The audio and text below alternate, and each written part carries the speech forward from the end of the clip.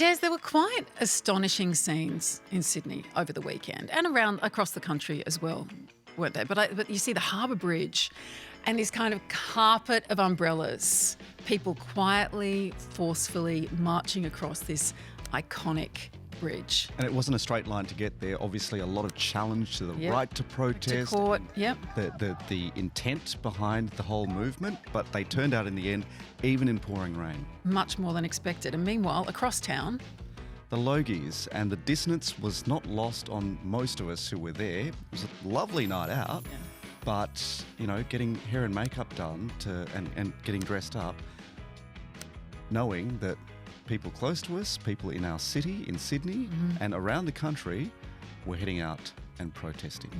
I feel like there's dissonance on so many days now. I'm Julia Baird. And I'm Jeremy Fernandez. This is Not Stupid, where we chat about the news of the week and the stuff that's grabbing our attention.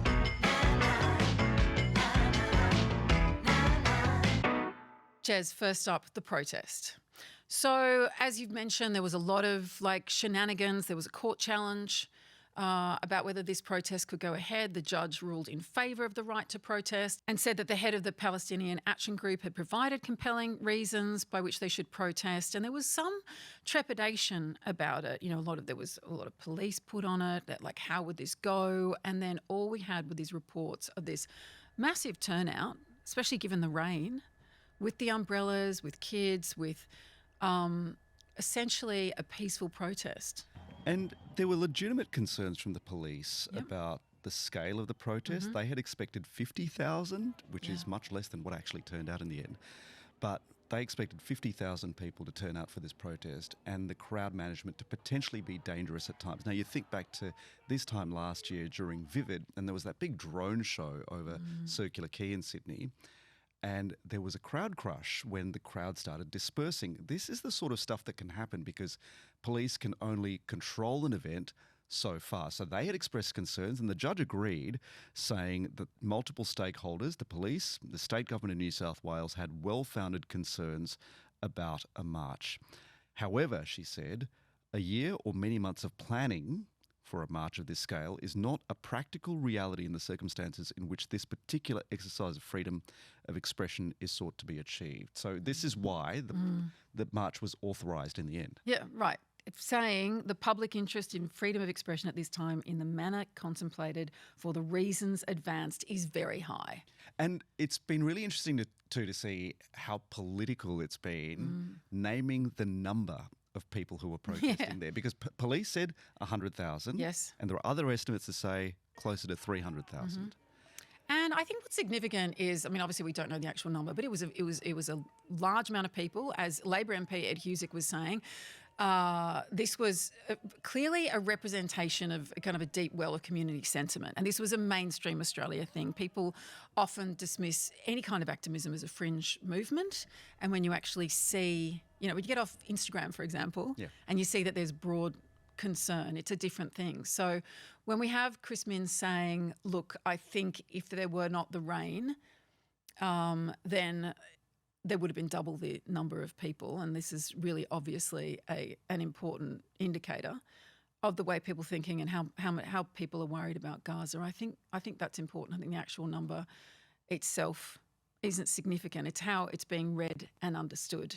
And we know that now is a crucial time in Gaza. We're seeing more and more people in Gaza starving, and children, and the imagery and the stories coming out of it are just so alarming. We also have the Prime Minister and the Foreign Minister making stronger and stronger statements about the potential recognition of a Palestinian state.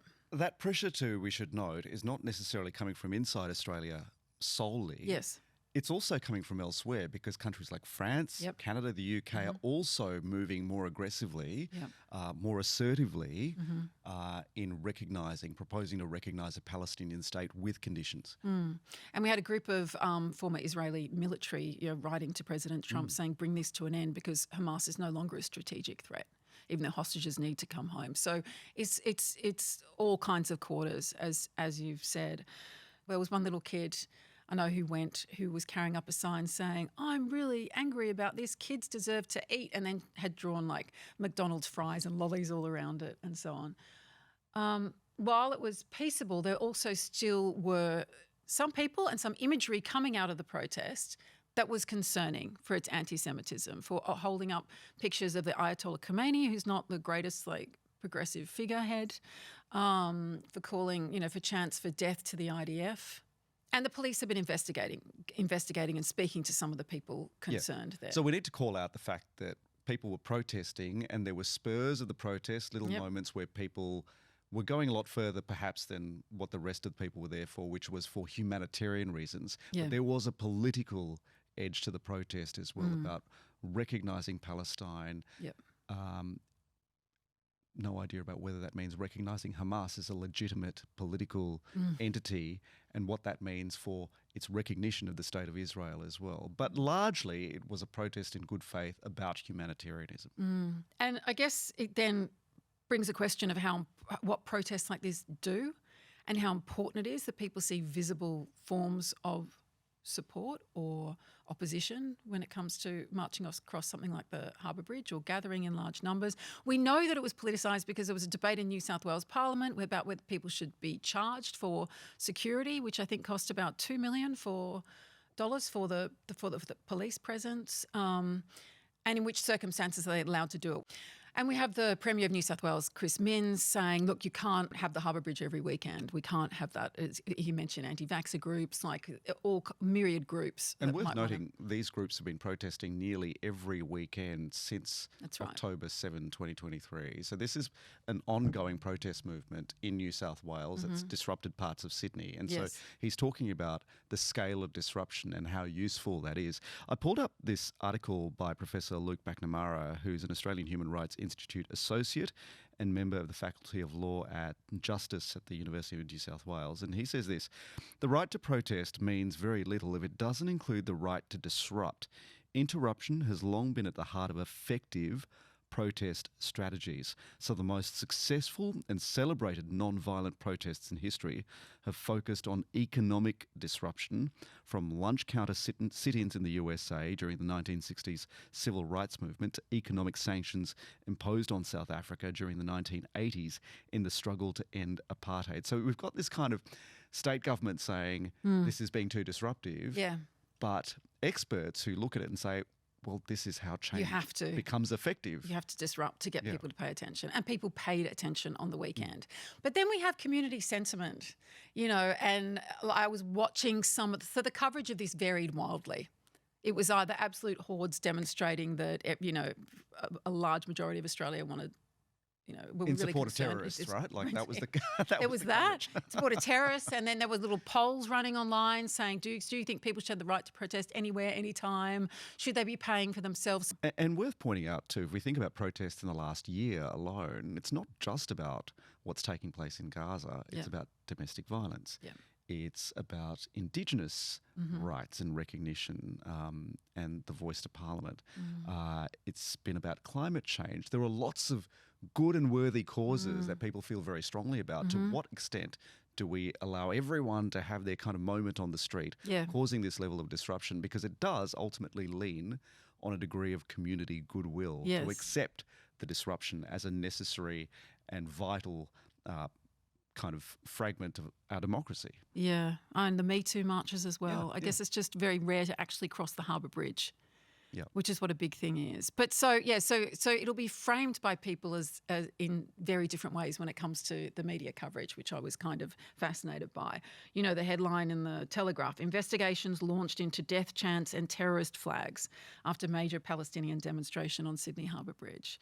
What did it achieve? Readers slam Harbour Bridge protest as, here's your word, Jez, disruptive and directionless. So, but the New South Wales government put an end to, they have not supported the opposition's call, even though they haven't ruled out doing something to keep it under control. But the thing is, why are we having this discussion so fervently now on this issue?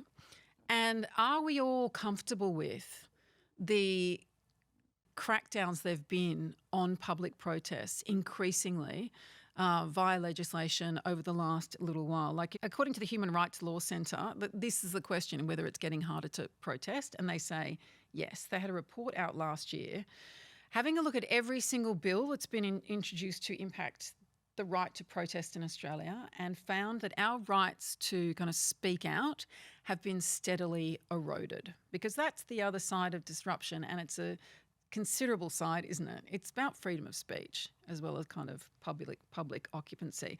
So this is the list they have.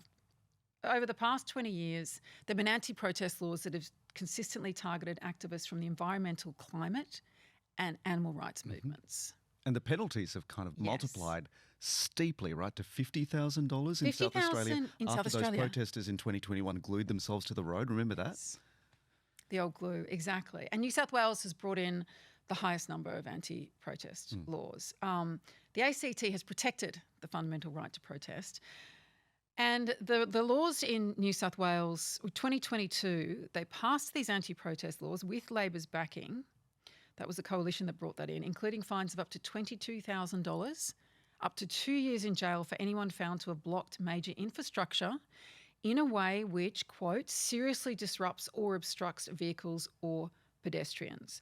Now, in other places, there have been laws for specific events, the Pope visit or the Melbourne Commonwealth Games, which lapsed afterwards. So it's a question of, do we have an environment in which people can freely protest, which is essentially part of a democracy? And cause meaningful disruption. Yeah. Right? Right. So meaningless disruption, like a little, traffic detour, is kind of not enough necessarily to precipitate change, which is what this legislation is aimed at doing. I had a look to see, like, if we look at some of the consequences of these laws, you're talking about the people gluing themselves to the road in Adelaide, the climate change protesters, they glued themselves to a Picasso painting in Melbourne and they were arrested, released without charge. There's another climate protester who blocked a lane of traffic with a truck during morning peak hour, remember that, for 25 minutes on the Sydney Harbour Bridge. He was sentenced to 15 months in prison, non-parole period of 8 months. So that sentence was eventually overturned. Ironically too, Australia was part of the formation, the writing of the Universal Declaration of Human Rights that kind of enshrined these principles and guided how we approach and how we think about our democracy and the right to protest. Yeah. And now we've got legislation kind of slowly creeping in and trying to limit the scale and impact of protests. And I find that really interesting because it's a really marked shift. But I also kind of think,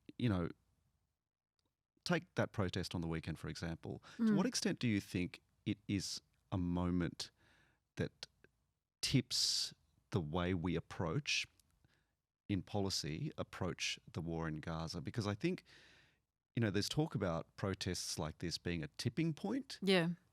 And when you don't like the idea of tipping points, do you? Talk to me about it. Because I just feel like, everyone posting a little reel on Instagram, and even though everyone's doing it, which they did, you remember the AI generated image of the refugee camp in Gaza. It wasn't real, but tons of people were doing it on social media and spoke about it then as being a tipping point. I'm not sure it tipped anything over. I'm not sure this protest tips anything over, but it's a really useful marker about where people are at in a very long-running campaign.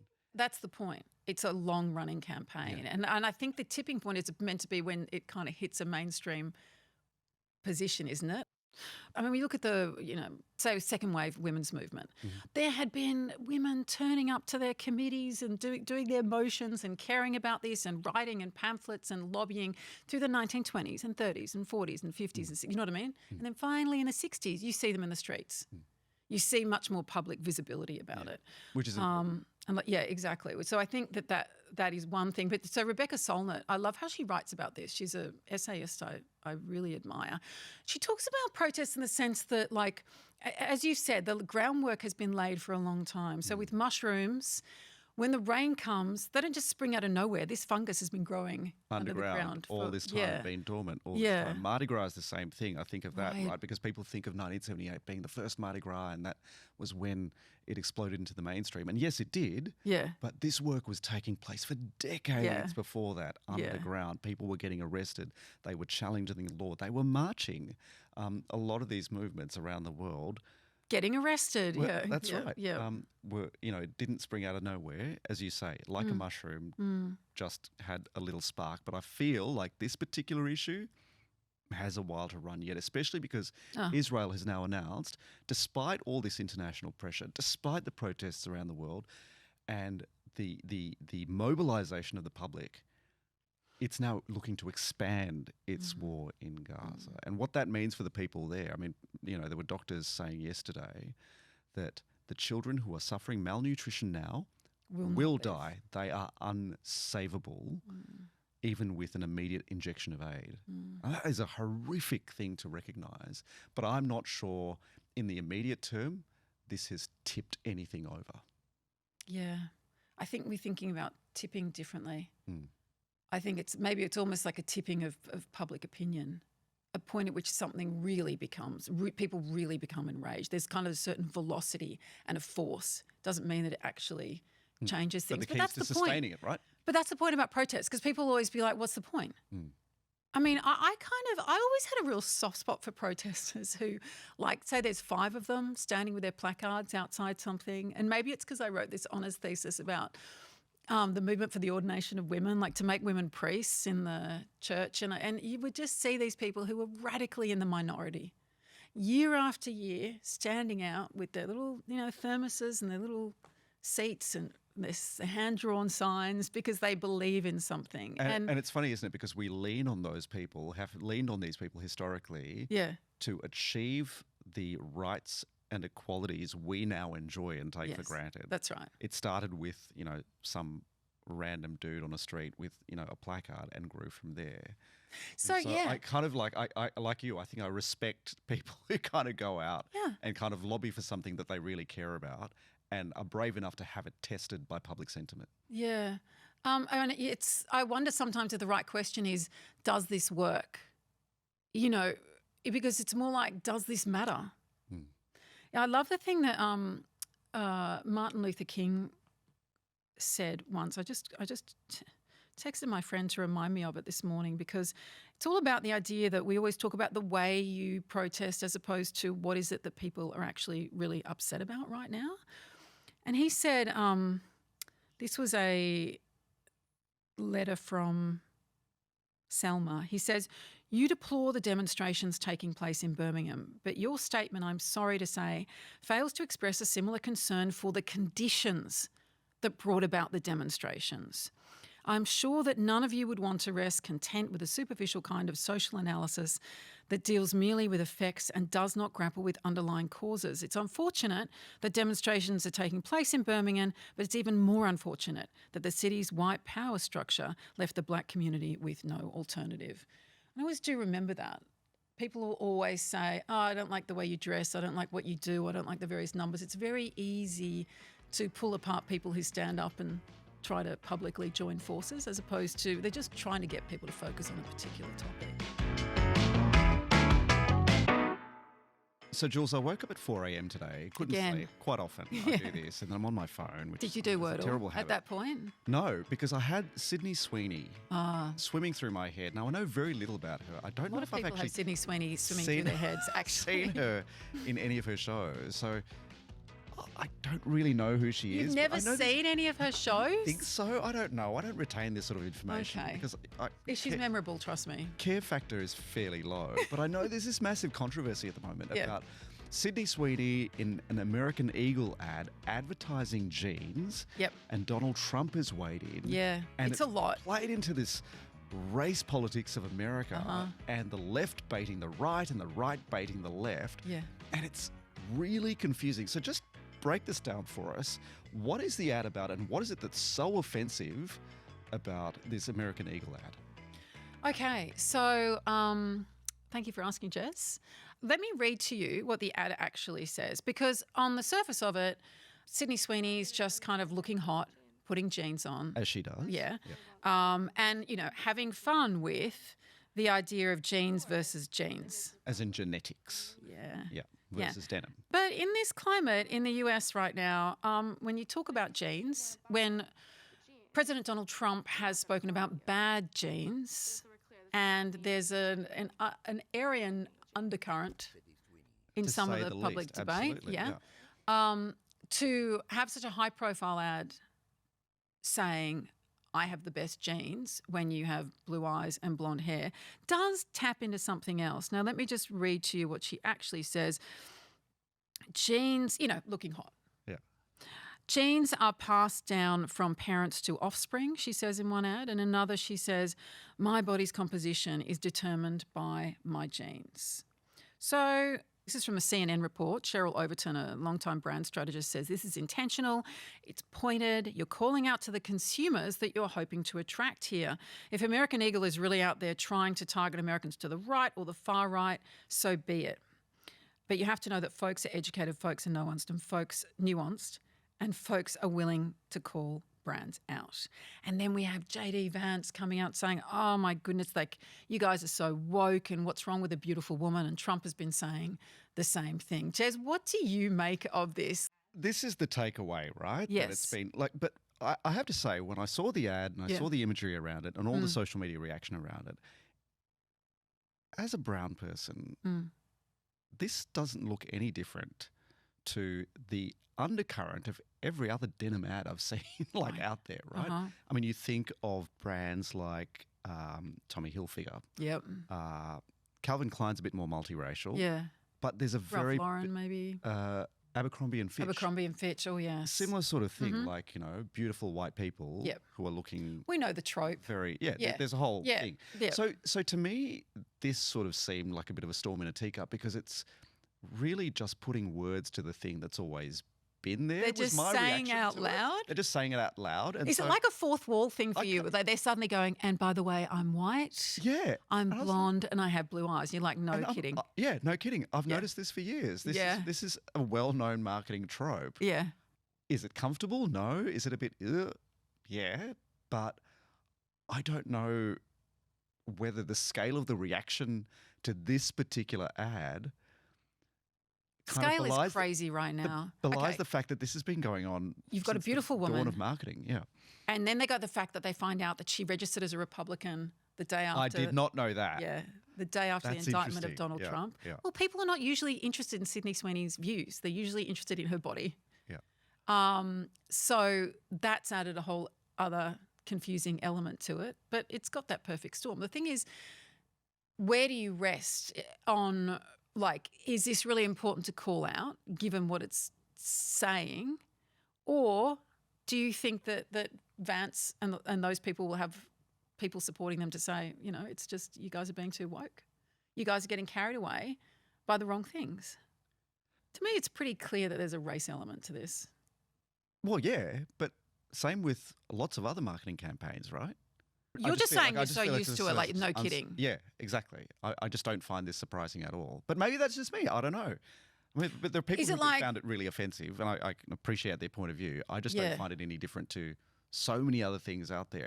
And there are, there are women who say, they feel excluded from the way marketing campaigns have a very particular body type for women as being the ideal. It's about skin color. It's about age. It's about gender, disability, all these things, right? This is marketing 101. I don't find this particularly surprising. Wow. I'm really fascinated by this fourth wall idea. It'd be like having some ad where I don't know, women are being completely objectified and there's some jerk in the middle of them pouring them off and who suddenly turns to the camera and is like, and by the way, I'm a misogynist and women are my playthings. And we're like, see, yes, he's just saying it out loud. I knew it. Yeah. Or also you didn't need to spell that out. But on the other hand, though, you can kind of look at this and go, I don't know, is there some marketing genius who's there and who's just really pushed all the right buttons? Because American Eagle has then subsequently gone on to post this. It says, her jeans, her story, will continue to celebrate how everyone wears their AE jeans, American Eagle jeans, with confidence their way. Great jeans look good on everyone.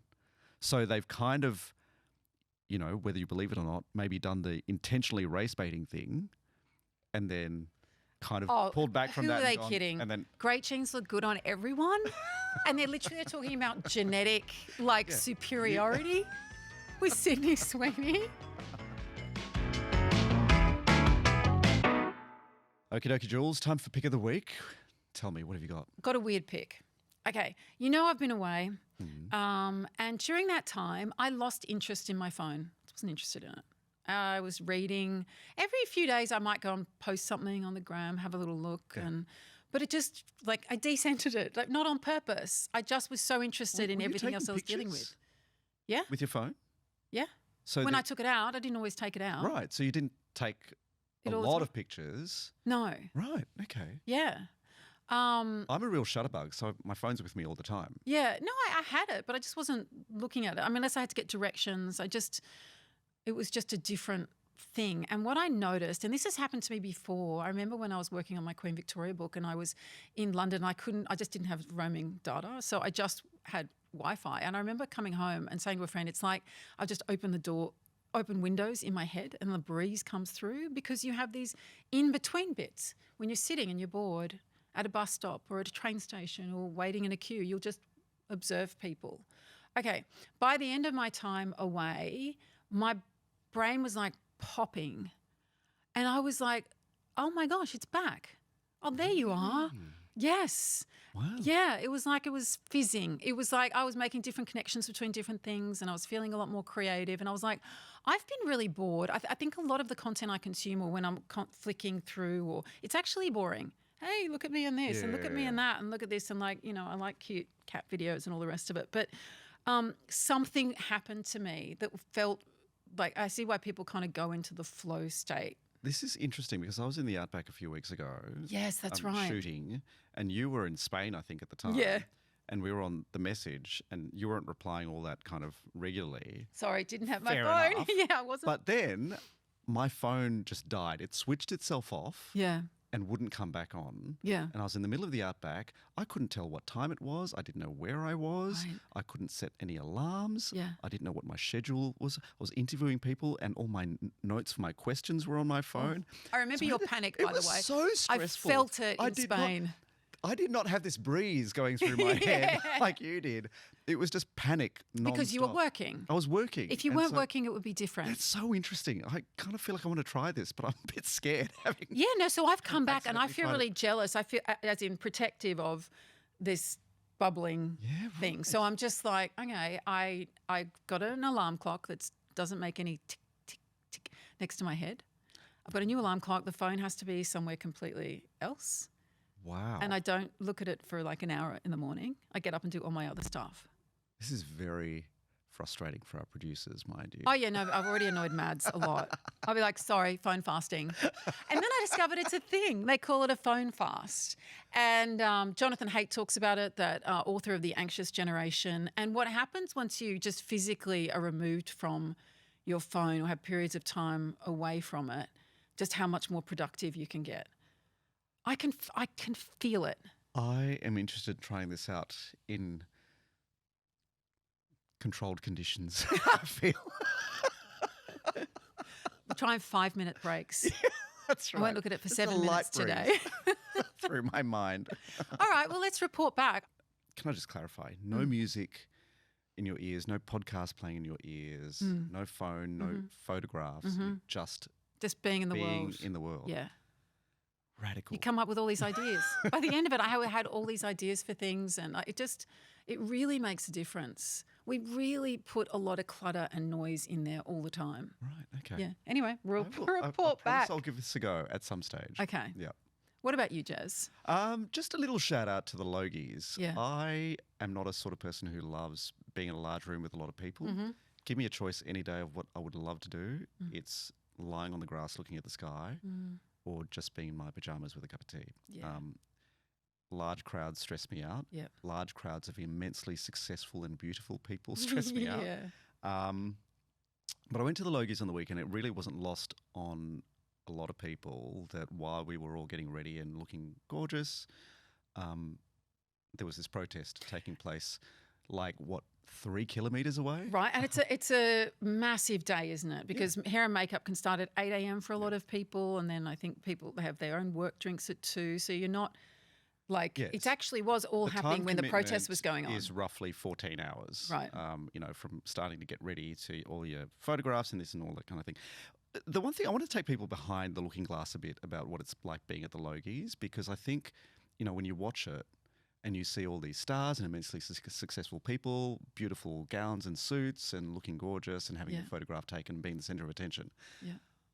I spoke to so many people who are just so humble, and I think it's the other side of celebrity that you don't see, that this is an industry that on this particular night, it's the biggest awards night in Australian television, is celebrating the success of what is ultimately transient work for most people, transient stardust that, they catch in a moment and they're recognised for this one moment. And if you think about, who was at the Logies 10 years ago, who was at the Oscars 10 years ago, the guest list looks very different today. It's because these things are so transient, and so many people I talk to just speak about a sense of insecurity and not being good enough and not deserving to be there among a room full of Were you stars. being a therapist? I was being a therapist. Got into some really deep conversations very quickly with people I absolutely adore. And I don't want to name them. I don't want to out them.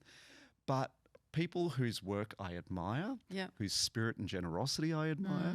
There's a makeup artist who said to me, it's really funny that the bigger the star, the more humble they are, the more down to earth they are.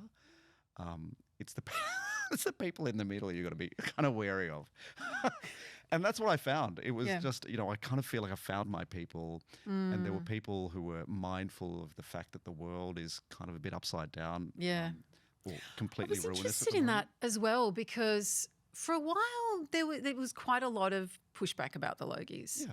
When we had Tom Gleeson win, and the way he spoke about this industry, and a lot of kind of falseness, the fact that it's an industry in decline, All of that is true. And all of that. But then I didn't feel that. I only watched some of it, but I didn't feel that on Sunday night. I saw people like, Lisa Miller, such a decent human being, get a Logie for Mustard Dogs, which again is just it's so beautiful storytelling about regional Australia and dogs. I saw the recognition of Magda Zabansky, who's so loved and who's dealing with cancer right now, and I thought that was really poignant. She's so talented. Yelena Docic's speech about the documentary that was made about her, and what that meant to be for her to be able to tell her story and to be able to be related to, but by other people who, for whom that story really meant something. It's so thrilling watching her.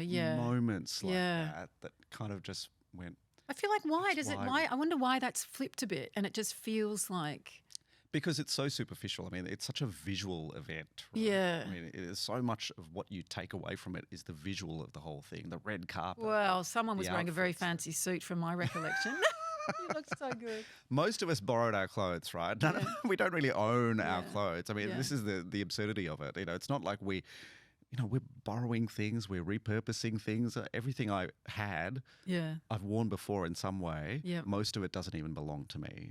People rent their clothes, they borrow, whatever. Yeah. So I think, it's one of those things, don't take it too seriously and never underestimate how really big stars and really admirable people have very big hearts as well. How much that is a real gift. Like, I mean, Magda, who I really love, and I used to get also horribly trolled on social media, which was quite obscene, who like really exposed her heart in the marriage equality fight, and cares so much. And it's just, she's so gifted. She's so gifted and so funny. I just, watching everyone's faces watching her was actually something I really relished in that. And I think that if we take out times to honour those people. Yeah, find your people. It's really important. I feel like that's partly what this podcast is about too. Yes. Find your people. That's right.